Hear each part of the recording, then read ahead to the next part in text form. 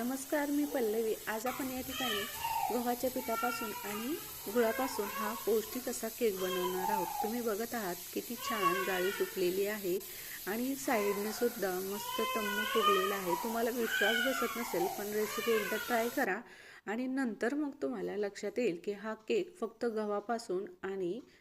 गव्हाच्या पिठापासून आणि गुळापासूनच तयार होतो. त्यासाठी आपल्या आवडीचे ड्रायफ्रुट्स घ्यायचे, विलायची घ्यायची किंवा व्हॅनिला इन्सेन्स वापरलं तरी चालेल. 1 वाटी मी गव्हाचं पीठ घेतले, त्याच वाटीने अर्धी वाटीपेक्षा थोडासा जास्त गूळ घेतलाय.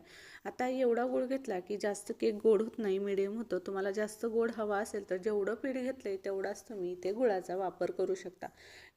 गूळ असा थोडासा बारीक खिसून घ्यायचा आहे. त्यानंतर अगदी त्याच्यात 2 ते 3 चमचे छोट्या चमच्याने पाणी टाकायचं, म्हणजे जो गूळ आहे आपला तो छान मेल्ट होईल. गूळ मेल्ट केल्याशिवाय वापरायचा नाही, ही टिप्स लक्षात ठेवायची. तुम्ही जर याच पद्धतीने हे केक बनवला तर तुमचा केक अगदी परफेक्ट आणि असा जाळीदार टम्म फुगलेला बनेल. आता हा केक दिसायला जेवढा भारी दिसतोय त्यापेक्षाही खायला अगदी मऊ लुसलुशीत, तोंडात टाकला कीच विरघळेल एवढा चविष्ट लागतो बरं का. पण एरवी आपण रव्याचा केक बनवतो तो थोडासा जाडसर रवा असल्यामुळे खरखर बनतो, पण हा खूप सॉफ्ट बनतो. आपण शिरा जसा खातो त्याच प्रकारे हा अगदी मऊ पद्धतीने बनवतो. तर या ठिकाणी आपण काय करायचं, जे गव्हाचं पीठ घेतलं होतं तर ते पीठ गूळ मेल्ट करून झाल्यानंतर थंड होऊ द्यायचं, त्यामध्ये मिक्स करायचं. आता यामध्ये मी तुम्हाला काही साहित्य टाकलेलं दिसलं नाही, पण मी अर्धी वाटी साय टाकलेली आहे. दुधावरची मलई टाकून घ्यायची आहे. याने काय होतं, तुमचा केक अगदी स्मूथ बनतो. आणि अर्धी वाटी साजूक तूप टाकायचं किंवा तेल टाकायचं. यामुळे काय होतं, केक असा कोरडा पडत नाही आणि खायला मऊ आणि लुसलुशीत होतो. तर बॅटर असं छान दूध टाकून फेटून घ्यायचं आहे. मी इथे अर्धी वाटी दूध घेतलं होतं, तेवढं दूध मला लागलं. जसं दूध लागेल तसं दूध टाकून हे बॅटर छान एकाच डायरेक्शनमध्ये मिक्स करायचं. त्यानंतर वेलची पूड, आवडीचे ड्रायफ्रूट्स टाकून घ्यायचे आहेत. आणि नंतर मग आपल्याला लागणार आहे ते बेकिंग पावडर आणि बेकिंग सोडा. तर बेकिंग सोडा हा या चमच्यानं अर्धा चमच्यापेक्षा थोडासा जास्त टाकायचा आहे. आता जशी क्वांटिटी असेल केकची त्यानुसार सोडा आणि बेकिंग पावडर वापरायची. आणि मोठ्या चमचा 1 बेकिंग पावडर घ्यायचा आहे. आता हे 2 साहित्य खूप महत्त्वाचे आहेत. याच्याऐवजी तुम्ही विनोसुद्धा वापरू शकता, पण विनोचा फ्लेवर केकमध्ये लागतो, त्यामुळे शक्यतो बेकिंग पावडर आणि बेकिंग सोडाचा वापरा. याने केक खूप छान फुलतो सुद्धा आणि चवीला सुद्धा स्मेल येत नाही. तर या ठिकाणी आता सोडा आणि पावडर टाकून घेतलं बेकिंग की त्यावरती थोडंसं अगदी दूध टाका, म्हणजे काय होतं ते मिक्स व्हायला सोपं जातं. आता जे छोटाले बारीक कट केलेले ड्रायफ्रूट्स होते मी ते असे याच्यामध्येच टाकून घेतले आणि मिक्स केले. आणि जे मोठे मोठे ड्रायफ्रूट्स आहेत ते वरतून गार्निशिंगसाठी ठेवलेले आहेत. आता बॅटर यापेक्षा जास्तही घट्ट नाही आणि जास्तही पातळ नाही. पातळ जर झालं तुमचं बॅटर तर केक तुमचा फुलणार नाही. म्हणून अगदी घट्ट असं बॅटर, आपण जसं भज्यांचं पीठ कालवतो त्याच प्रकारे आपलं बॅटर बनवून घ्यायचे. बघू शकता तुम्ही, जास्त घट्टही नाही आणि जास्त पातळही नाही. या पद्धतीचं बॅटर बनवून झालं की आपला जो केक टीन असतो किंवा इतर कुठलाही कुकरचा डब्बा असतो त्याला छान तुपाने किंवा तेलाने ग्रीस करायचं किंवा बटर पेपर लावायचा.